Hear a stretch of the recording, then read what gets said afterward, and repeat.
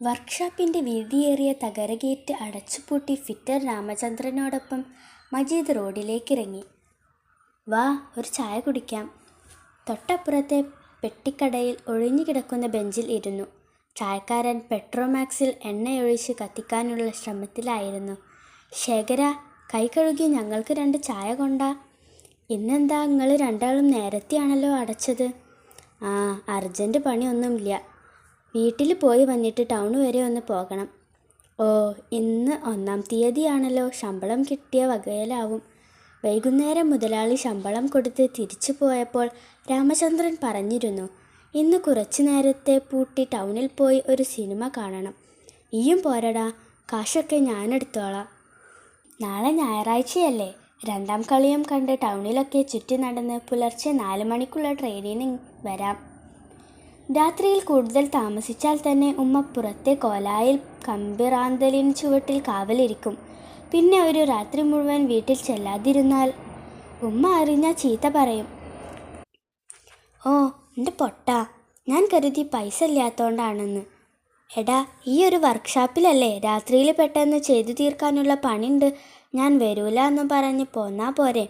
ഈ വല്ലാത്തൊരു മണ്ടൂസാ. ഞാൻ പിന്നെ സിനിമക്ക് പോവുകയാണെന്ന് പറഞ്ഞിട്ടാ. മണ്ടൂസാവാൻ പക്ഷേ മജീദ് ഇഷ്ടപ്പെട്ടില്ല.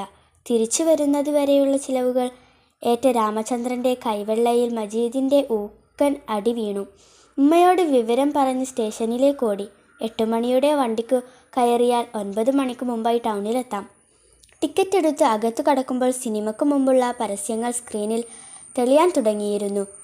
സിനിമ കഴിഞ്ഞ് തിയേറ്ററിൽ പ്രകാശം പരന്നപ്പോൾ കുത്തിയൊഴുകുന്ന ആൾക്കൂട്ടത്തിലൂടെ ഞെങ്ങി ഞെരുങ്ങി തിയേറ്ററിൻ്റെ ഗേറ്റ് കടന്ന് അവർ റോഡിലേക്കിറങ്ങി. സമയം 12 മണി കഴിഞ്ഞു. ഇനിയും 3-4 മണിക്കൂറുകൾ കഴിയണം പുലർച്ചയിലെ വണ്ടി സ്റ്റേഷനിൽ പിടിച്ചിടാൻ. മിക്ക കടകളും അടഞ്ഞു കിടന്നിരുന്നെങ്കിലും റോഡിൽ അപ്പോഴും ഇടയ്ക്കിടെ ഇരമ്പിപ്പായുന്ന വാഹനങ്ങളുണ്ടായിരുന്നു. നിറഞ്ഞു കിടക്കുന്ന വെളിച്ചവും. അടഞ്ഞുകിടക്കുന്ന പീടികത്തിണ്ണയിൽ ചുരുണ്ടുകിടക്കുന്നവർ. വിജനമായ റോഡിലൂടെ നടക്കാൻ രസം തോന്നി. തണുത്ത കാറ്റ്. നടക്കുന്നതിനിടെ തുറന്നു കിടക്കുന്ന വലിയ ഷാപ്പിനു മുമ്പിലെത്തിയപ്പോൾ രാമചന്ദ്രൻ പറഞ്ഞു, ഈ ഇവിടെ നിൽക്ക്, ഒരു സാധനം വാങ്ങിക്കണം. റോഡ് വിലങ്ങനെ മുറിച്ച് രാമചന്ദ്രൻ കടയിലേക്ക് കയറി. പിന്നെ നീണ്ടുകിടക്കുന്ന കടലാസിൻ്റെ 2 അറ്റവും കയ്യിലിട്ട് ചുരുട്ടി പൊതി പാൻറ്റിൻ്റെ പോക്കറ്റിൽ താഴ്ത്തി അവൻ പറഞ്ഞു, ഇത് അനക്ക് പറ്റൂല. നാളെ ഒരു ഒഴിവ് ദിവസമല്ലേ, വീട്ടിൽ 2-3 ചങ്ങാതിമാർ വരും, ഒരു കമ്പനിക്ക്. കടയിലെ ബോർഡിലേക്ക് അവൻ തിരിഞ്ഞു നോക്കി. Brandy shop. മജീദിൻ്റെ മുഖത്ത് പരന്ന അസ്വാസ്ഥ്യം വായിച്ചുകൊണ്ട് തന്നെ രാമചന്ദ്രൻ പറഞ്ഞു, ഇത് കള്ളും ചാരായവും ഒന്നും അല്ല, ബ്രാൻഡിയാ, ശരീരത്തിന് നല്ലതാ, കൂടുതലാവരുതെന്ന് മാത്രം. സഹീറ 10-ാം തരം പാസ്സായപ്പോൾ സന്തോഷത്തെക്കാളുപരി വ്യാധിയായിരുന്നു നഫീസക്ക്. എത്രയാണ് പുരയിൽ നിർത്തുക? ഇതുവരെ അവൾ പഠിക്കുകയായിരുന്നുവെന്ന വിചാരങ്ങളിൽ നിന്ന് കല്യാണം അന്വേഷിക്കേണ്ട പെണ്ണാണെന്ന ആലോചനയിലേക്ക് അവളുടെ മനസ്സ് കുതൂഹലപ്പെട്ടു. ആരുടെയെങ്കിലും കൈകളിൽ ഏൽപ്പിക്കുന്നതുവരെ തനിക്ക് സ്വസ്ഥതയുണ്ടാവില്ല. എല്ലാവർക്കും കുട്ടികളുടെ ബാപ്പയോട് ധൃതിപ്പെട്ട് ഉൾവലിയാം. തനിക്കോ ആരോടാണ് പരാതിയും പരിഭവവും പറയേണ്ടത്? മനസ്സിൻ്റെ വേവലാതികൾ ഇറക്കി വെക്കാൻ വാക്കുകൾ തേടുമ്പോഴെല്ലാം മീനാക്ഷിയമ്മ പറയും, അത്ര മൂത്ത് നരച്ചിട്ടൊന്നും ഇല്ലല്ലോ, എന്തിനാപ്പം ഈ ഇത്ര ബേജാറാവണ്? സമയം വരുമ്പോൾ ഒക്കെ നടക്കും. അതിനു മുമ്പ് നമ്മൾ നടത്തിയാലാവോ? എന്തെല്ലാം വിറ്റുപെറുക്കിയാലും സ്വന്തമായി മറ്റാരുടെയും മുഖം കാണാതെ നാൾപ്പൊറുതി കഴിയാമല്ലോ എന്ന ചിന്തയിലാണ് കാതും കഴുത്തും ശൂന്യമായത്. എന്നിട്ടെന്തായി? കച്ചവടം ഒരു കര പിടിച്ച് വരികയായിരുന്നു.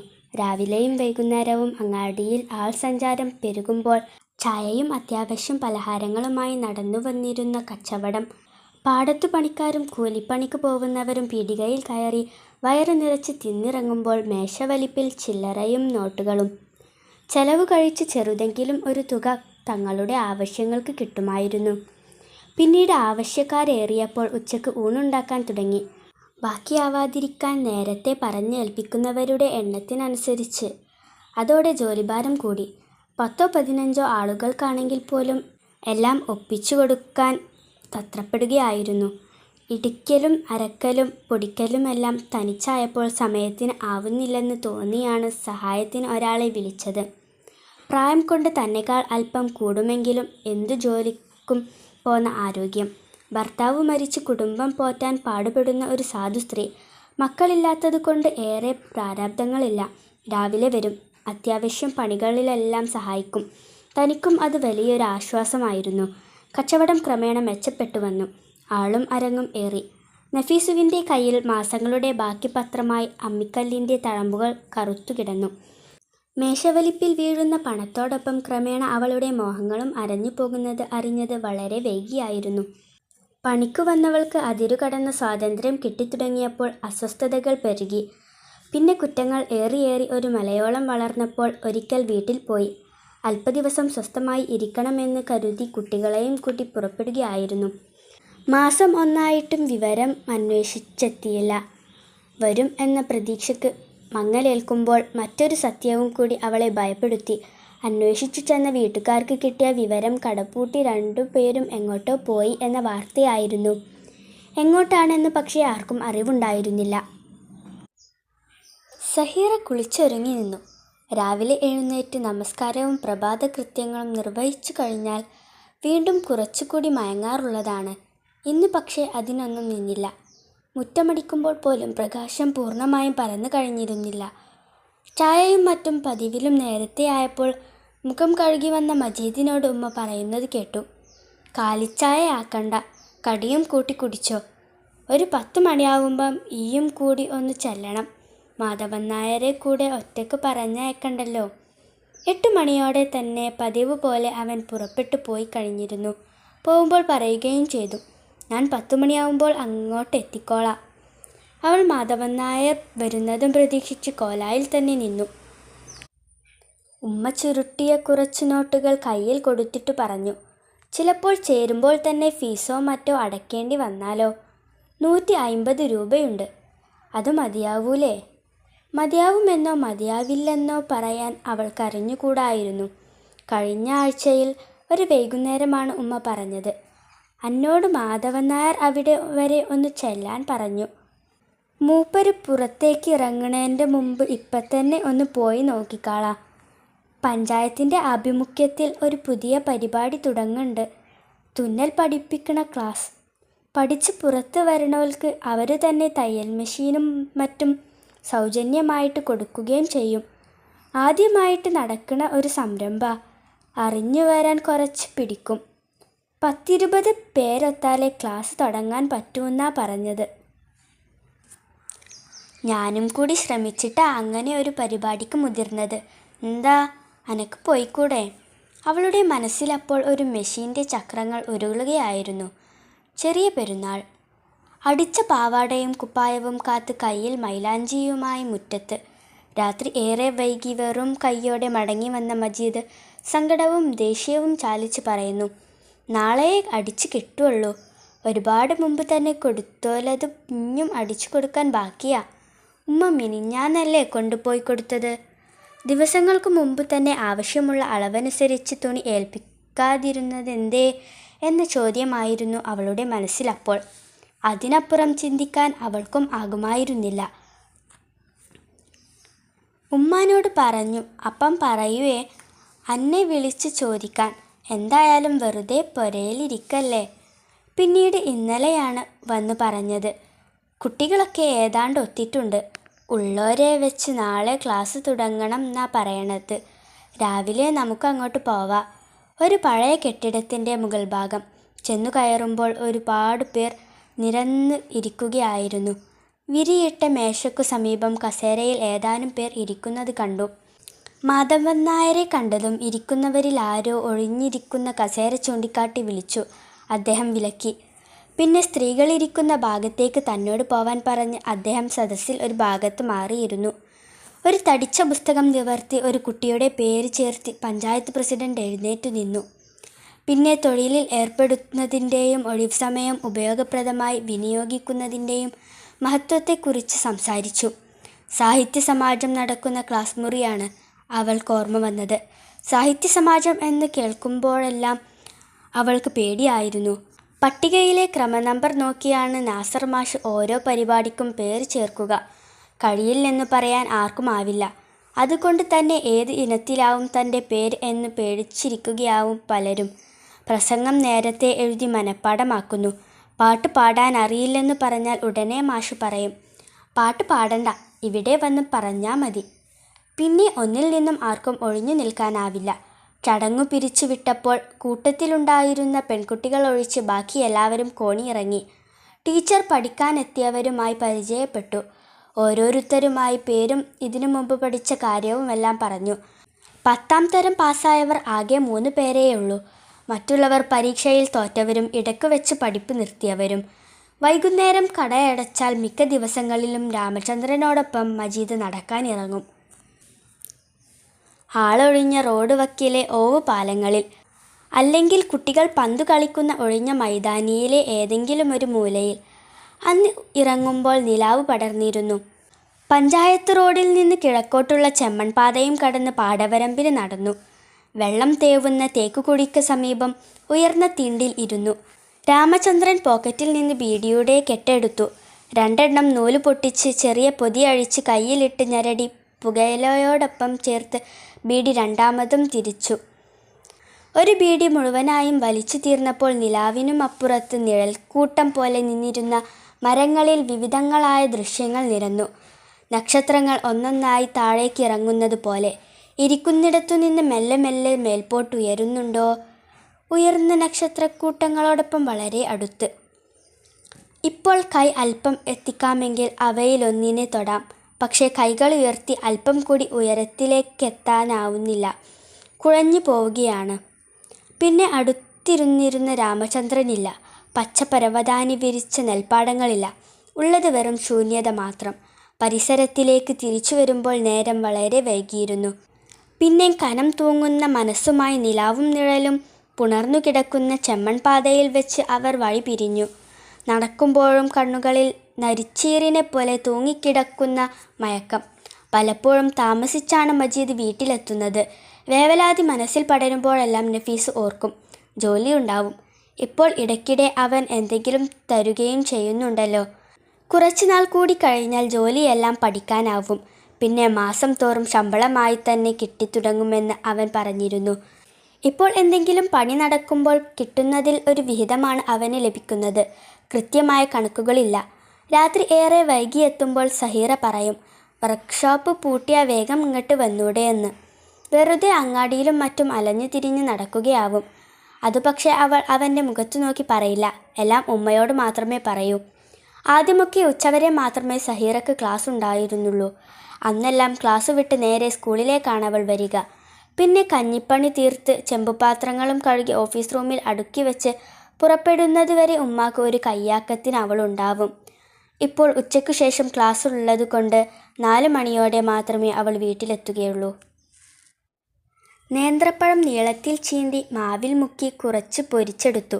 ബാക്കി വന്ന മാവ് ഉള്ളിയും മസാലയും മറ്റും ചേർത്ത് തിളക്കുന്ന വെളിച്ചെണ്ണയിൽ കുടഞ്ഞിട്ട് മുരിയിച്ചെടുത്തു. ഇനി അല്പം ബിസ്ക്കറ്റോ കായ വറുത്തതോ അങ്ങാടിയിൽ നിന്ന് വരുമ്പോൾ കൊണ്ടുവരാൻ മജീദിനെ ഏൽപ്പിക്കുകയും ചെയ്തിട്ടുണ്ട്. അത് മതി. അല്ലെങ്കിൽ മുന്നിൽ വെച്ച് കൊടുക്കുക എന്നല്ലാതെ ആരാണിതൊക്കെ കഴിക്കാൻ നിൽക്കുന്നത്? അങ്ങാടിയിലേക്ക് പോയ മജീദിനെ ഇനിയും കാണുന്നില്ല. ഞായറാഴ്ച ആയതുകൊണ്ട് ഇന്ന് പണിക്ക് പോവാനില്ല. അവരെത്തുന്നതിന് മുമ്പ് വരാതിരിക്കില്ല. സമയം എത്രയായിട്ടുണ്ടാവുമോ ആവോ. മോളെ, ബാങ്ക് കൊടുത്തത് കേട്ടോ? ഇല്ല, സമയമായിട്ടുണ്ടാവൂല, സഹീറ പറഞ്ഞു. അസ്ർ കഴിഞ്ഞ് എത്തുമെന്ന് പറഞ്ഞിരുന്നതാണ്. ചായക്കുള്ള വെള്ളം അടുപ്പത്ത് വെച്ചേക്ക്. വന്നാൽ പിന്നെ അധികം നിർത്തണ്ടല്ലോ. ചായക്ക് വെള്ളം വെക്കാനൊക്കെ ആയോ? മീനാക്ഷി അമ്മയായിരുന്നു. കയ്യിൽ എന്തോ പൊതി നഫീസയുടെ നേരെ നീട്ടി അവർ പറഞ്ഞു. കുറച്ച് നെയ്യപ്പം ഉണ്ടാക്കിയതാ, അങ്ങോട്ട് അടുക്കളയിലേക്ക് വെക്ക്. അവർ വരുമ്പോൾ ചായക്ക് ഒരു പലഹാരം കൂടി ആവട്ടെ എന്ന് കരുതി. വർത്തമാനം പറഞ്ഞിരിക്കെ ഇക്കയും നാത്തൂനും വന്നു കയറി. സഹിറയെ കാണാൻ വരുന്ന കാര്യം കഴിഞ്ഞ ആഴ്ചയാണ് ചെന്നു പറഞ്ഞത്. കുട്ടികളും പ്രാരബ്ധവും ഏറെയുണ്ടെങ്കിലും തൻ്റെ കാര്യത്തിൽ ഇക്കാക്ക് എന്നും അനുകമ്പയെ ഉണ്ടായിട്ടുള്ളൂ എന്ന് നഫീസുവിനറിയാം. മോളെ കാര്യം എന്തെങ്കിലും ശരിയായാൽ ഒന്നും സഹായിക്കാനാവില്ലെന്നറിഞ്ഞിട്ടും പറയുന്നത് കേൾക്കാം. ഓളെ കാര്യം എങ്ങനെയെങ്കിലും ഒന്ന് ശരിയായി കിട്ടിയാൽ മതിയായിരുന്നു. പലരോടും പറഞ്ഞിട്ടുണ്ട്, ഒത്തുവരണ്ടേ? നഫീസോ, ഇപ്പം നമ്മളെ കയ്യിൽ ഒരു കേസ് വന്നിട്ടുണ്ട്. അനക്ക് എന്തുകൊണ്ടും ചേരും. ഈ എൻ്റെ ആങ്ങളനെ വിട്ട് അന്വേഷിച്ചോ? സഹീറാനെ ചെക്കന് കണ്ടിരിക്കണ്. ഇനി ബാക്കിയുള്ള കാര്യം കൊണ്ട് നോക്കിയാൽ മതി.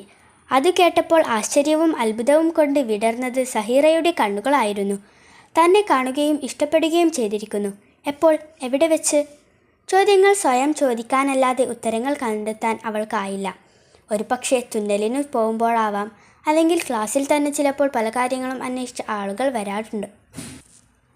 അവരിൽ ആരെങ്കിലും.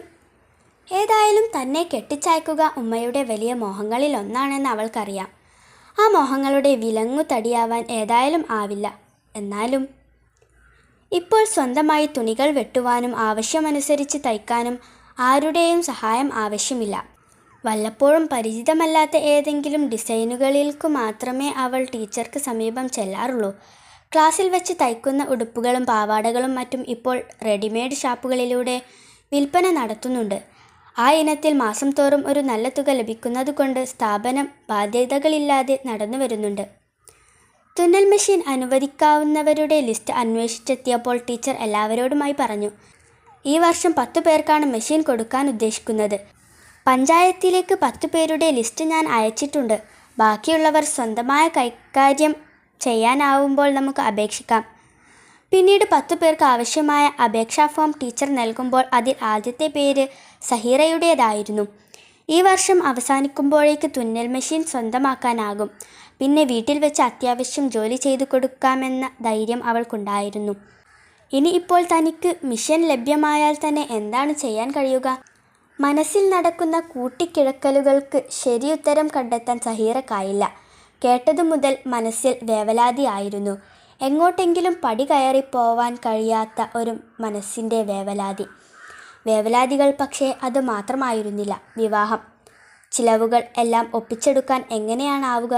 ഓർക്കുമ്പോൾ ഉമ്മയുടെ ധൈര്യത്തിൻ്റെ ആഴം അവൾക്ക് അളക്കാനായില്ല. ഹസൻ കുട്ടികയോട് പറഞ്ഞു വെക്കുമ്പോഴും ഇത്രയും പെട്ടെന്ന് ഒരു കാര്യം കൊണ്ടുവരുമെന്ന് നഫീസക്കും തോന്നിയിരുന്നില്ല. കാണുമ്പോഴെല്ലാം ചോദിക്കാതെ തന്നെ ഒരു ഓർമ്മത്തെറ്റിൻ്റെ പഴുതുകൾ അടക്കാനെന്നോണം പറയും. നഫീസോ, ഞാൻ മറന്നിട്ടില്ല. എൻ്റെ കൊക്കിലൊതുങ്ങണ കാര്യം വന്നു കിട്ടിയാൽ ഞാൻ വരും. അതിപ്പം എപ്പോഴാന്ന് പറയാൻ പറ്റൂല. ഒക്കെ ഓരോ സമയമാണ്. ചിലപ്പം ഇന്നോ നാളെയെന്ന് പറഞ്ഞ മാതിരിയാവും. അതുകൊണ്ട് ഈ മറ്റുള്ള കാര്യം കൊണ്ട് ഒരുങ്ങിക്കോ. അന്വേഷിച്ചെത്തിയ ഇക്ക പറഞ്ഞു, ചെക്കൻ ഞമ്മളെ സഹീറക്ക് പറ്റും. ചെറുതായിട്ടൊരു കച്ചവടമുണ്ട്. കയ്യാൻ അത് മതി. 30 ആണ് അവർ ചോദിക്കണത്. ഞമ്മക്ക് വലിയതാണെങ്കിലും ഇപ്പോഴത്തെ കാലം അത് ഒന്നുമല്ല. ഒരു തൊഴിലും ഇല്ലാത്തവർ കൂടി 50 അല്ലേ ചോദിക്കണേ? അതിൽ കുറച്ച് ഇപ്പം ഒരേർപ്പാടില്ലല്ലോ. പിന്നെ ആലോചനയായിരുന്നു. മൗനം ഉറഞ്ഞുകൂടിയ ആലോചന. മൗനത്തിൻ്റെ പോളയുടച്ചുകൊണ്ട് ഇക്ക പറഞ്ഞു, ഏതായാലും പുരക്കാർ വന്ന് കാണട്ടെ. ബാക്കിയൊക്കെ നമുക്ക് പിന്നീട് ആലോചിക്കാം. ഞാൻ ഹസൻകുട്ടീനെ കണ്ടു പറയാം. ബേക്കറിയിൽ നിന്ന് വാങ്ങിയ പൊതിയുമായി മജീദ് വന്നു കയറി. പിന്നെ പുറത്തേക്ക് തന്നെ അവൻ തിരിച്ചു പോവുമോ എന്നോർത്ത് നഫീസ് പറഞ്ഞു, ഇനി പുറത്തേക്കൊന്നും ഇറങ്ങല്ലേ മോനെ. ആണുങ്ങൾ ആരെങ്കിലും ഓലെ കൂടത്തിലുണ്ടാവും. ഒന്ന് വർത്തമാനം പറഞ്ഞിരിക്കാൻ ഇവിടെ ഇക്ക മാത്രമല്ലേ ഉള്ളൂ. മുറ്റത്തെ പോക്കുവെയിലിൻ്റെ അനാഥത്വത്തിൽ കണ്ണുകൾ അമർത്തി സഹീറ അടുക്കള ഭാഗത്തെ തിണ്ണയിലിരിക്കുമ്പോൾ ഉമ്മ വന്നു പറഞ്ഞു, ഇവിടെ ഇരിക്കല്ല, സമയം ഒരുപാടായില്ലേ. ഓലൊക്കെ വരുമ്പോൾ ഇങ്ങനെ ഇരുന്നാൽ മതിയോ? ഒരുങ്ങി കാഴ്ചവസ്തുവായുള്ള നിൽപ്പ്. ഗ്ലാസ്സിൽ ചായ, പ്ലേറ്റിൽ പലഹാരങ്ങൾ. 2-3 പേർ ഇരിക്കുന്നിടത്തേക്ക് ദൃഷ്ടി ഉയർത്തിക്കൂടാ. പിന്നെ വിളിച്ചു നിർത്തിയുള്ള ചോദ്യങ്ങൾ. ചോദിച്ച ചോദ്യങ്ങളെക്കുറിച്ചോ കേട്ട ഉത്തരങ്ങളെക്കുറിച്ചോ ഓർത്തു വെക്കേണ്ടതില്ലാത്ത പരീക്ഷ. ചോദ്യങ്ങളിൽ അറിയാവുന്നതാണെങ്കിലും പേരുണ്ടാവും. പിന്നെ എന്തു ചെയ്യുന്നുവെന്നോ എത്ര വരെ പഠിച്ചുവെന്നോ ഉണ്ടാവും. പിന്നെ മറുചോദ്യങ്ങളില്ല, ഉത്തരങ്ങൾ മാത്രം. ഇങ്ങനെയൊരു നാടകമായിരുന്നു മനസ്സിൽ. ഒന്നും വേണ്ടി വന്നില്ല. എല്ലാം അറിയാതെ തന്നെ കഴിഞ്ഞിരിക്കുന്നു. എന്തൊരു ഭാഗ്യമെന്നവൾ സന്തോഷത്തോടെ ഓർത്തു. ഇപ്പോൾ സ്ത്രീകൾ ഇടപഴകാം, വർത്തമാനങ്ങൾ പറയാം, ചോദിക്കാം. വെറുമൊരു സന്ദർശനം. അതിനിടയിൽ വല്ലതും കഴിച്ചുവെന്ന് വരുത്തി അവർക്ക് പുറപ്പെടുകയുമാവാം. മനസ്സിൽ ഒട്ടും പരിഭ്രാന്തി വേണ്ട. എന്തൊരു ആശ്വാസം. ഇരുന്നുമടുത്തവരുടെ ഉത്കണ്ഠ വർദ്ധിച്ചു. വരാമെന്ന് പറഞ്ഞ സമയം വൈകുന്തോറും ചിന്തകളിൽ അങ്കലാപ്പ് പെരുകി. വണ്ടി വിളിച്ചോ മറ്റോ വരുന്നതിനിടയിൽ റെയിൽവേ ലൈനിൽ ഒരു ഗേറ്റടവിൽ കുടുങ്ങിയാലും മതിയല്ലോ വൈകാൻ എന്ന ഇക്കയുടെ അഭിപ്രായം പിന്നെയും കുറേ നേരം കാക്കാനുള്ള പിടിവള്ളിയായി.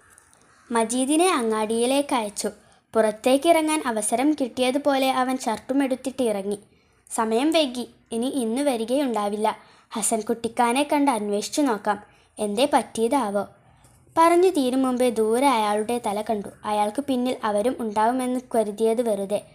മുറ്റത്തെത്തിയ അയാൾ ഇക്കാനോട് പറയുന്നത് കേട്ടു. നിങ്ങൾ കാത്തിരുന്ന് മടുത്തിട്ടുണ്ടാവുമെന്ന് എനിക്കറിയാം. നേരത്തെ എനിക്കൊരു വിവരം കിട്ടിയില്ല. 3 മണിയാവുമ്പം അവിടുന്ന് ഒരാൾ വന്ന് പറയേ. അവർ വരൂല. എന്തേ? പറയാം, വരി. അയാളുടെ പിന്നിൽ ഇക്കായും പുറത്തേക്കിറങ്ങി. ഒരു കല്യാണം മുടങ്ങുക എന്നത് അത്ര വലിയ കാര്യമൊന്നുമല്ല. എത്രയോ കാര്യങ്ങൾ എല്ലാം തീരുമാനിച്ചുറച്ച ശേഷവും മുടങ്ങിപ്പോവാറുണ്ട്. പക്ഷെ ഇവിടെ കാരണങ്ങൾ ഒരു കല്യാണക്കാര്യത്തിൽ മാത്രം ഒതുങ്ങുന്നതല്ലല്ലോ എന്നോർക്കുമ്പോഴാണ് മനസ്സിൽ അസ്വാസ്ഥ്യം പെരുകുന്നത്. ആരോടാണ് ആശ്വാസവചനങ്ങൾ ഓതേണ്ടത്, അല്ലെങ്കിൽ സമാധാനിക്കാൻ നിർദ്ദേശിക്കേണ്ടത്? ഉമ്മയും മകളും അറിഞ്ഞുകൊണ്ട് തന്നെ മൗനം ഒരു കവചമായി അണിഞ്ഞു. എന്നാലും മുതിർന്നവരാരെങ്കിലും ഇപ്പോഴേ വേണ്ടത് ചെയ്തില്ലെങ്കിൽ പിന്നെ എന്തെല്ലാം കാണേണ്ടി വരുമെന്ന് ഓർക്കുമ്പോഴാണ് ബേജാറ്. തനിക്ക് ഉപദേശിക്കാനും പറയാനും ഒരു പരിധിയുണ്ടല്ലോ. അങ്ങനെയാണ് നഫീസ് ഉച്ച കഴിഞ്ഞ് പുറംതിണ്ണയിൽ മുറുക്കാൻ ചെല്ലവുമായി ഇരിക്കുന്ന മാധവേട്ടൻ്റെ മുമ്പിലെത്തിയത്. ചെന്നപാടെ മറ്റ് ഉപചാരങ്ങൾക്കൊന്നും നിൽക്കാതെ തന്നെ അദ്ദേഹം പറഞ്ഞു. മീനാക്ഷി പറഞ്ഞു, അത്ര മനസ്സ് ബേജാറാക്കാനൊന്നുമില്ല. ഇപ്പോഴത്തെ ആൺകുട്ടികളല്ലേ, മേലും കീഴും ആലോചിക്കാതെ ഓരോന്നിൽക്കങ്ങോട്ട് എടുത്തു ചാടും. ഒക്കെ കൂട്ടുകെട്ടുന്നുണ്ടാവുന്നതാ. അതങ്ങോട്ട് മാറ്റിയാൽ തീരാനേ ഉള്ളൂ എന്ന് വെച്ച് വല്ലാതെ അങ്ങോട്ട് മുഖം കറപ്പിച്ച് പറഞ്ഞാൽ അനുസരിക്കണേന് പകരം ഒരു പകയാവും മനസ്സിൽ. അതുണ്ടായും കൂടാ. ഞാനൊന്ന് വിളിച്ച് സംഗതികൾ പറഞ്ഞ് മനസ്സിലാക്കിക്കട്ടെ. വേണമെങ്കിൽ ഞമ്മക്ക് ആ വർക്ക്ഷോപ്പിലെ പണി തന്നെ വേണ്ടാന്ന് വെക്കാം. ഇപ്പം സ്വന്തമായിട്ട് എന്തെങ്കിലും ചെയ്യാൻ പഠിച്ചിട്ടുണ്ടല്ലോ. വേറെ എവിടെയെങ്കിലും പിടിച്ചാക്കാൻ പറ്റുമെന്നും നോക്കാം.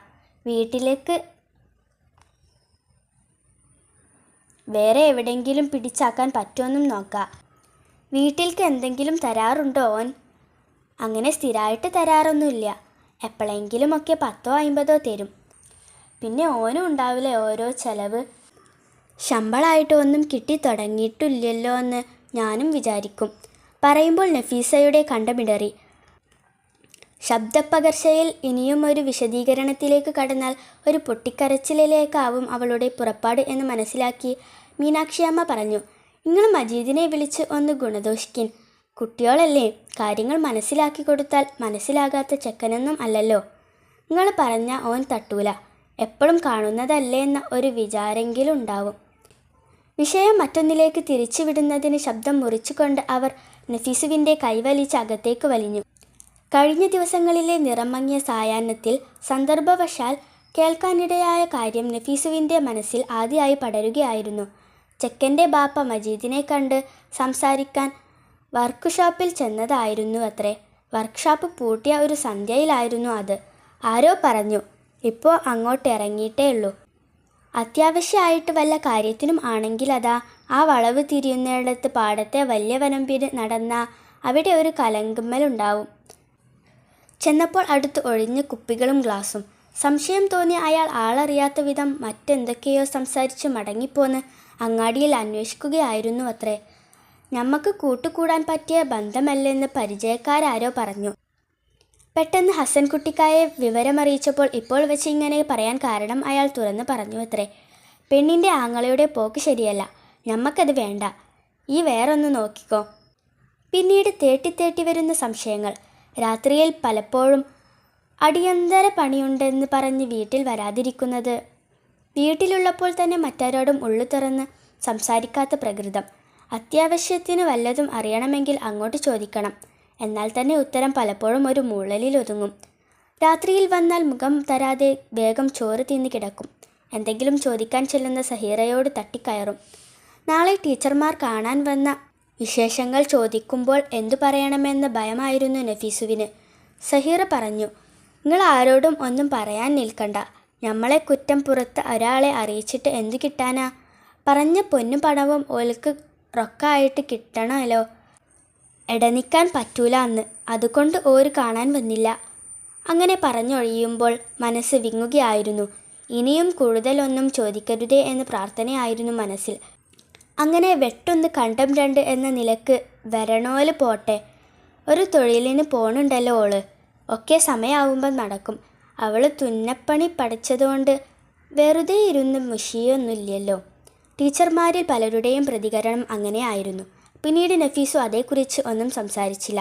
മനഃപൂർവ്വം വിഷയം മറ്റൊന്നിലേക്ക് തിരിച്ചുവിട്ടു. വലിയ ചെമ്പിനിടയിൽ തീനാളങ്ങൾ നാക്കുനീട്ടി. ചകിരിയും വിറകുകൊള്ളിയും പുറത്തേക്ക് തള്ളിയിരിക്കുന്നു. കഴുകി വച്ച അരി ചെമ്പിലേക്ക് മറിക്കാൻ മറന്ന് നഫീസു അടുക്കളയുടെ കൽത്തൂണുകളിൽ ചാരി ഇരുന്നു. കുട്ടികൾ പുറത്തേക്കുള്ള ബെല്ലിൻ്റെ ശബ്ദത്തോടൊപ്പം മുറ്റത്തേക്ക് ചിതറിയപ്പോഴാണ് അവൾ ചിന്തയിൽ നിന്നും ഉണർന്നത്. നേരം 12 മണിയായിരിക്കുന്നു. അരി ഒരു തിളവരാനുള്ള സമയമായിരിക്കുന്നു. ഉച്ചയാവുമ്പോഴേക്ക് കുട്ടികൾ വരി നിൽക്കുമല്ലോ എന്ന ചിന്തയിൽ നഫീസു ധൃതിപ്പെട്ടു. രാത്രി നിറഞ്ഞു കിടക്കുന്ന നിലാവ്, മരച്ചില്ലകളിൽ അന്തിക്കാറ്റിൻ്റെ ശീൽക്കാരം, മുറ്റത്തേക്ക് വീണുകിടക്കുന്ന നിഴലുകൾ കോറിയിട്ട അവ്യക്തങ്ങളായ രൂപങ്ങളിൽ നോക്കി നഫീസു ഇരുന്നു. ചിന്തകൾ ഇപ്പോൾ ചെറിയ നീർച്ചോലയിലെ പരൽ മീനുകളെപ്പോലെയാണ്. സഹീറ അകത്ത് പായ വിരിച്ചിട്ട് ചിമ്മിനി വിളക്കിൻ്റെ വെട്ടത്തിൽ തുണികൾ വെട്ടുകയായിരുന്നു. ഇപ്പോൾ മുറിക്കാനുള്ള പലതും രാത്രിയിലേക്ക് വേണ്ടി വീട്ടിൽ കൊണ്ടുവരാറാണ് പതിവ്. വെട്ടി പാകപ്പെടുത്തിയവ രാവിലെ പോകുമ്പോൾ കൊണ്ടുപോകും. ഈ മാസവും കൂടി പോയാൽ മതിയെന്ന് അവൾ പറഞ്ഞു. ആദ്യം ചേർന്ന് പഠിക്കാൻ തുടങ്ങിയവരെ അടുത്ത മാസത്തോടെ പറഞ്ഞയക്കുമത്രേ. മജീദിനെ ഇനിയും കാണുന്നില്ല. ഇന്ന് രാവിലെ മാധവേട്ടൻ വീട്ടിലേക്ക് വിളിപ്പിച്ചിരുന്നു. എന്തൊക്കെയോ പറഞ്ഞിട്ടുണ്ടാവണം. എല്ലാ ചുറ്റുപാടുകളിൽ നിന്നും അകന്ന് നേർവഴിക്ക് തിരിച്ചു വരണേ എന്ന പ്രാർത്ഥനയായിരുന്നു മനസ്സ് നിറയെ. ഉറക്കം കൺപോളകളിൽ കനം തൂങ്ങിയപ്പോൾ വിരിച്ചിട്ട പായമടക്കി അവർ ചോറ് തിന്നാൻ എഴുന്നേറ്റു. മറ്റൊരു പാത്രത്തിൽ മജീദിന് വേണ്ടി വിളമ്പി മൂടി വെച്ചു. വീണ്ടും കോലായിൽ വരുമ്പോൾ മാധവേട്ടൻ്റെ വീട്ടിൽ വാതിലുകൾ വലിച്ചടയ്ക്കുന്ന ശബ്ദം കേട്ടു. നേരം ഒരുപാടായിരിക്കുന്നു. എന്താണ് അവൻ ഇനിയും വരാത്തത്? ദൂരെ നിലാവിൽ അവൻ്റെ രൂപം തെളിയുന്നുണ്ടോ എന്നോർത്തിരിക്കുമ്പോൾ സഹീറ പറഞ്ഞു, ഉമ്മ, ഇക്കാക്കൻ്റെ തിരുമ്പി മടക്കി വെച്ച ഷർട്ടും തുണിയും എവിടേക്കെങ്കിലും എടുത്തു വെച്ചിരുന്നോ? ഞാൻ എങ്ങോട്ട് എടുത്തു വെക്കാനാണ്? ഈ പെട്ടിപ്പുറത്ത് മടക്കി വെച്ചതല്ലേ? ഈ നല്ല നോക്കിയോ? ഉമ്മ അവളോടൊപ്പം വേവലാതിയോടെ അകത്തേക്ക് നടന്നു. തുണിയും കുപ്പായവും മാത്രമല്ല, അവൻ്റെ എല്ലാ സാധനങ്ങളും മാറ്റിയിരിക്കുന്നുവെന്ന് അവർ അറിഞ്ഞു. പ്ലാറ്റ്ഫോമിലെ ആൾത്തിരക്കുകളുടെ നിറവിലേക്ക് മജീദ് ഇറങ്ങി. അതിരാവിലെ വന്നെത്തുന്ന വണ്ടിയായതുകൊണ്ടാവണം ചായ വിൽപ്പനക്കാർ പ്ലാറ്റ്ഫോമിലേക്ക് അടുക്കുന്നതോടെ വണ്ടിയോടൊപ്പം ഓടാൻ തുടങ്ങിയിരുന്നു. അവരുടെ ഈണത്തിലുള്ള വിളിച്ചോടൽ ചുറ്റുമുള്ള ശബ്ദങ്ങളിൽ നിന്ന് വേറിട്ട് കേട്ടു. ആളൊഴിഞ്ഞ് വഴി തെളിയുന്നതുവരെ അവൻ പ്ലാറ്റ്ഫോമിലെ സിമൻ്റ് ബെഞ്ചിൽ ചാരിയിരുന്നു. പെട്ടെന്ന് ഓടിയിറങ്ങാൻ തനിക്ക് തിരക്കൊന്നുമില്ലല്ലോ. 2 വഴിക്ക് ആളുകൾ നീങ്ങുന്നത് കണ്ടു. മുഖവും കൈക്കാലുകളും കഴുകണം, എന്നിട്ട് വേണം പുറത്തേക്കിറങ്ങാൻ. വേവലാതി ഒട്ടും മനസ്സിൽ തോന്നിയില്ല. എവിടെയെങ്കിലും ഒരു താവളത്തിൽ ചെന്ന് പറ്റണം എന്ന ചിന്തയായിരുന്നു മനസ്സിൽ. നാട്ടിൽ ഒരു നിമിഷം പോലും നിൽക്കാൻ മനസ്സനുവദിച്ചില്ല. നിന്നെയൊക്കെ എങ്ങനെയാ ഇത്രയുമാക്കി വളർത്തിയതെന്നറിയോ? അൻ്റെ ഉമ്മ ഇപ്പോഴും കണ്ടിയില്ലേ കുട്ടികൾക്ക് കഞ്ഞി വെച്ച് അൻ്റെ താഴെ ഒരുത്തില്ലേ? സഹായമൊക്കെ ചെയ്തു കൊടുക്കാനാവുമ്പോൾ മതി. അതുവരെ നമ്മളെക്കൊണ്ട് ഉപദ്രവം ഉണ്ടാവാൻ ഇടയാവരുത് കുട്ടി. ഈ കൂട്ടുകാരും പ്രോത്സാഹിപ്പിക്കണോലും ഒന്നും ഉണ്ടാവില്ല. ഞമ്മക്ക് നമ്മളെ ഉണ്ടാവൂ. അതുകൊണ്ടാണ് ഞാൻ പറയണത്. കഴിഞ്ഞതൊന്നും ചിന്തിക്കേണ്ട. മേലിൽ സൂക്ഷിക്കാൻ നോക്ക്. മറ്റെവിടെയെങ്കിലും ഒരു പണി തരപ്പെടുത്താനാവോന്ന് ഞാനും നോക്കാം. മാധവൻ നായർക്കു മുമ്പിൽ എല്ലാം നിന്ന് കേൾക്കുകയായിരുന്നു, ഒരക്ഷരം മറുത്ത് പറയാനാവാതെ. ഉമ്മയുടെ ഒരു വലിയ സ്വപ്നമാണ് താൻ തകർത്തിരിക്കുന്നത്. ഉമ്മയുടെ മാത്രമല്ല, കുടുംബത്തിൻ്റെ മുഴുവൻ. അളന്ന് ചിട്ടപ്പെടുത്തിയ നിബന്ധനകൾ ഒന്നുമില്ലാതെയാണ് അവളെ ഇഷ്ടപ്പെട്ട ഒരാൾ വന്നത്. പക്ഷേ ഇനിയും ഒരാൾ വന്നെത്തുന്നത് വരെ തന്നെക്കുറിച്ച് നിലവിലുള്ള മനോഭാവം മാറ്റാനാവില്ല ആർക്കും. ഒരറ്റത്ത് കെട്ടിയുയർത്തിയ തളത്തിൽ നാട്ടിയ പൈപ്പിൽ നിന്ന് ആളുകൾ വെള്ളമെടുക്കുന്നുണ്ട്. അവൻ പൈപ്പിനു സമീപം നിന്നു. തണുപ്പുള്ള വെള്ളം മുഖത്തൊഴിച്ചപ്പോൾ പെട്ടെന്ന് ഒരു മരവിപ്പ് പോലെ. ഒരു കവിൾ വെള്ളം കുടിച്ച് വണ്ടിയിറങ്ങിയവർക്കിടയിലെ അവസാന കണ്ണിയായി അവൻ പുറത്തേക്ക് കടന്നു. ചായ കുടിക്കണം. ഒരുപാട് വർക്ക്ഷോപ്പുകളുണ്ട് ഇവിടെ. ഒരു തവണ സാധനങ്ങൾ വാങ്ങിക്കാൻ വന്നപ്പോൾ നടന്നു കണ്ടതാണ്. എവിടെയെങ്കിലും ഒന്നിൽ അന്വേഷണം പൂർത്തിയാക്കാനായാൽ ബാക്കിയെല്ലാം പിന്നീട്. എല്ലാറ്റിനുമുള്ള പകരം വീട്ടൽ. അതോ പ്രായശ്ചിത്തമോ? ചായ കുടിച്ച് പുറത്തിറങ്ങി നേരെ നടന്നു. കടകൾ തുറന്നു തുടങ്ങുന്നതേയുള്ളൂ. 9 മണിയെങ്കിലും ആവാതെ മുഴുവൻ കടകളും തുറക്കുകയുണ്ടാവില്ല. ഇപ്പോൾ ഉമ്മ അന്വേഷിച്ചു പലയിടത്തും നടന്നു കാണണം. രാത്രിയായിട്ടും കാണാതായപ്പോൾ സംശയം ഉമ്മയുടെ മനസ്സിലും നുര കുത്തിയിരിക്കാം. പിന്നെ മാധവൻ നായരുടെ സമീപമോ അല്ലെങ്കിൽ അമ്മാവൻ്റെ സമീപമോ വേവലാതികൾ കുടഞ്ഞിട്ടിരിക്കാം. എല്ലാം കുറച്ച് ദിവസങ്ങളിലേ ഉണ്ടാവൂ. പിന്നെ എല്ലാം ശരിയാവും. ഒരു കാത്തിരിപ്പ്. പിന്നീട് എപ്പോഴോ ഇതാ ഞാൻ വന്നിരിക്കുന്നു എന്ന് വിളിച്ചുകൊണ്ട് ചെന്നു കയറാൻ കഴിയണം. ഓർമ്മകൾ ചികയുന്നതിന് പിന്നെ പ്രസക്തി ഉണ്ടാവില്ല. ഏതെങ്കിലും സാഹചര്യത്തിൽ അന്വേഷണം തന്നോളം എത്തുമോ? അവസാനം തോന്നി അത്രയുമൊക്കെ ആവാൻ ആരുമുണ്ടാവില്ല. കാറിന് സ്പ്രേ പെയിൻറ് ചെയ്തുകൊണ്ട് ഷാപ്പിനുമപ്പുറത്ത് നിൽക്കുന്ന ചെറുപ്പക്കാരൻ്റെ സമീപത്ത് ആരുമില്ല. കുറേ നേരം നിന്നു. ശ്രദ്ധ തന്നിലേക്ക് തിരിഞ്ഞപ്പോൾ അവനോട് വിവരങ്ങൾ പറഞ്ഞു. എല്ലാം കേട്ടുകഴിഞ്ഞപ്പോൾ അവൻ പറഞ്ഞു, ഇവിടെ പണിക്കാർ ആവശ്യത്തിനുണ്ട്. ഇനി മുതലാളിയെ നേരിട്ട് കണ്ടാലും വലിയ കാര്യമുണ്ടാവില്ല. അപ്പുറത്ത് 1-2 വർക്ക്ഷോപ്പുണ്ട്. അവിടെ ചിലപ്പോൾ ആളെ വേണ്ടി വന്നേക്കും. ഒന്ന് അന്വേഷിച്ചു നോക്കൂ. 2 സ്ഥലത്തും ചുറ്റിപ്പറ്റി ആവശ്യമറിയിക്കാൻ ആളൊഴിയുന്നതും കാത്തുനിന്നത് വെറുതെ. വിചാരിച്ചതിനേക്കാൾ പ്രയാസമാണെന്ന ബോധത്തിലേക്ക് മെല്ലെ തെളിയുകയായിരുന്നു മനസ്സ്. ഇപ്പോൾ റോഡും കടകളും ഉണർന്നു കഴിഞ്ഞിരിക്കുന്നു. കുറേ നേരം നടന്നപ്പോൾ ക്ഷീണം തോന്നി. ഓട്ടോറിക്ഷകൾ നിരത്തിയിട്ടിരിക്കുന്ന റോഡിൻ്റെ ഓരത്ത് തണലിൽ അല്പം ഇരുന്നു. വൈകുന്നേരത്തിനിടയിൽ എവിടെയെങ്കിലും എത്തിപ്പെടാനാവാതെ വന്നാൽ. രാത്രിയെക്കുറിച്ചുള്ള ചിന്ത അവൻ്റെ മുമ്പിൽ ഭീതി പരത്തി. എവിടെയെങ്കിലും കിടക്കാനാവും. പക്ഷേ മറ്റൊരു വർക്ക്ഷോപ്പിൻ്റെ മുമ്പിൽ പണിയെടുത്തുകൊണ്ട് നിൽക്കുന്നവനോട് നേരെ കയറി ചോദിച്ചാലോ എന്നോർത്ത് നിൽക്കുമ്പോഴാണ് അവൻ കൈ കഴുകി ഉടുത്ത പാൻറ്റിൻ്റെ പാർശ്വങ്ങളിൽ തന്നെ തുടച്ച് പുറത്തേക്ക് വന്നത്. ഒറ്റക്കായപ്പോൾ സമാധാനം തോന്നി. നേരെ കയറിയത് തൊട്ടടുത്ത ചായക്കടയിലേക്കായിരുന്നു. ചായ കുടിച്ചുകൊണ്ട് തൊട്ടടുത്തിരിക്കുമ്പോൾ പറഞ്ഞു, ഞാൻ പണിസ്ഥലത്ത് നോക്കി നിൽക്കുകയായിരുന്നു. ഒറ്റയ്ക്ക് കിട്ടിയിട്ട് വേണം ചോദിക്കാമെന്ന് കരുതി. അവൻ്റെ മുഖത്ത് സംശയത്തിൻ്റെ ചുളിവുകൾ തെളിയുമ്പോൾ പറഞ്ഞു, നാട്ടിലൊരു വർക്ക്ഷോപ്പിലായിരുന്നു. പണിയറിയാം. ഇവിടെ എവിടെയെങ്കിലും ഒരു പണി കിട്ടുമോ എന്ന് കരുതി. ചായ കഴിച്ച് പിന്നെയും ഇരുന്നു. പിന്നെയും പലതും ചോദിച്ചു. എല്ലാം കേട്ടുകഴിഞ്ഞപ്പോൾ പറഞ്ഞു, വൈകുന്നേരം വാ, മുതലാളി വരട്ടെ, ഞാൻ അന്വേഷിക്കാം. വേറെയും ഷാപ്പുണ്ട്. എവിടെയെങ്കിലും ചിലപ്പോൾ. വൈകുന്നേരം ചെന്നു. അവിടെ തന്നെ നിൽക്കുകയായിരുന്നില്ലേ നല്ലത്? മുതലാളിയുടെ ചോദ്യത്തിനു മുമ്പിൽ അവൻ പരുങ്ങി. ചെറിയ കടയാ, 2 ആൾ വേറെയുണ്ട്. അതിനാത്തരം ഒന്നുള്ള പണി ഉണ്ടാവില്ല. അതുകൊണ്ടാ പോന്നത്. പിന്നെ പണിക്കാരിൽ ഓരോരുത്തരെയും വിളിച്ച് താൻ കേൾക്കാതെ എന്തൊക്കെയോ പറയുന്നുണ്ടായിരുന്നു. അവർ പറയുന്നത് കേൾക്കാതിരിക്കാനുള്ള അകലം പാലിച്ച് സഞ്ചിയും തൂക്കി ഒതുങ്ങി ഒരു വശത്തു നിന്നു. ഒരു കാര്യം ചെയ്തോ, നമ്മളെ ടൂൾസ് വിൽപ്പന നടത്തുന്ന കടണ്ട്. അവിടെ നിന്നോ തൽക്കാലം. എന്തേ? ബസ് സ്റ്റാൻഡിൻ്റെ അടുത്താ. കൂലിക്കാരന് പിന്നിൽ സഹീറ വന്നു. ഉമ്മ മുറ്റത്തേക്കിറങ്ങി. കൂലിക്കാരൻ്റെ തലയിൽ നിന്ന് മെഷീൻ ഇറക്കാൻ വശം പിടിക്കുമ്പോൾ കയ്യിലുണ്ടായിരുന്ന സാധനങ്ങൾ കോലായിൽ വെച്ച് അവളും സഹായിച്ചു. ഈ കോലായിൽ വെച്ചോളി, പിന്നെ സൗകര്യം പോലെ ഞങ്ങൾ പിടിച്ചു വെച്ചോളാം. കൂലി കൊടുത്ത് അയാളെ പറഞ്ഞയച്ചു. ആകെ 10 പേർക്കായിരുന്നു തുന്നൽ മെഷീൻ കൊടുത്തത്. യോഗവും വിതരണവും എല്ലാം കഴിഞ്ഞപ്പോൾ നേരം ഒരുപാട് വൈകി. ഇവിടെ പുറത്തിട്ടാൽ പറ്റുമോ മോളെ? രാത്രിയിലും മറ്റും ആരെങ്കിലും? അകത്ത് ജനവാതിലിൻ്റെ അടുത്തിടാം. പടിഞ്ഞാറ് നിന്ന് കുറച്ച് വെളിച്ചം കിട്ടും. പാകത്തിന് ഒരു സ്റ്റൂളുണ്ടാക്കി കിട്ടണം. തൽക്കാലം ഒന്നിരിക്കാൻ പോലും പാകത്തിനുള്ള ഒന്നുമില്ല. കിട്ടുന്നതുവരെ അമ്മയോട് പറഞ്ഞ് ഒരു കസേര അവിടെ നിന്ന് വാങ്ങിക്കണം. ഉയരം പാകത്തിന് തലയണയോ മറ്റോ വെക്കാം. ചുറ്റുവട്ടത്തൊന്നും വീട്ടിൽ വെച്ച് തയ്ക്കുന്നവർ ആരുമില്ല. അറിഞ്ഞു വന്നാൽ നല്ല പണി കിട്ടും. പിന്നെ പെരുന്നാളോ വിഷുവോ ഒക്കെ വരുമ്പോൾ പീടികയിൽ പോകുന്നതിനേക്കാൾ സൗകര്യമോർത്ത് പെണ്ണുങ്ങൾ വരും. കുറച്ച് നൂലും സാധനങ്ങളും വാങ്ങിക്കണം. നാളെ ആവട്ടെ, അവൾ കരുതി. ഉമ്മ കൗതുകത്തോടെ നോക്കി നിന്നു.